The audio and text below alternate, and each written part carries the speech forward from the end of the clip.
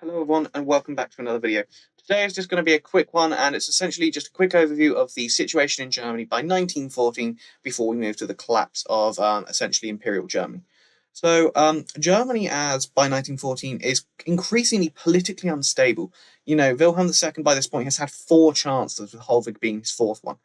And that's not really good. That's not really a good sign because it's caused such change in the Reichstag that due to these leaders constantly changing, there's constant disagreements in the Reichstag itself. But the Reichstag actually proves itself to be a dominant force as well, as we see at the beginning of the the late stages, of Bismarck's time. And it proves itself to be able to block a certain, degree of things. It certainly blocks quite a few army bills, and, anti-socialist stuff.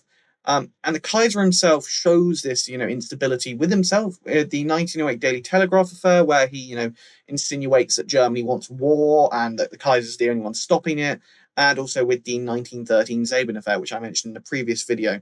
As for the economy, Germany is a powerhouse, like I've mentioned. It's got a very good new industry, but its national debt was increasing, and tariffs were simply delaying the inevitable and making the economy sheltered, meaning that in many ways it was weak and it would essentially collapse once the tariffs were gone if they ever were to go. And between 1871 and 1914, the population grew by 40%. And it showed, there was mass urbanization and more people were working in the main industries. And basically, overall, for Germany, the situation was quite strange.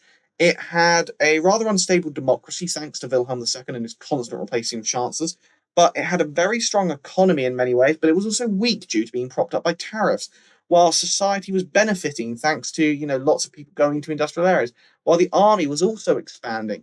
So Germany's in a very strange situation with that's kind of the main reason why Germany goes to war is they need to improve their situation, and that's what they want to do is they want to make themselves dominant and improve themselves and look a bit bigger and gain colonies where they can exploit, make more money, make their economy stronger.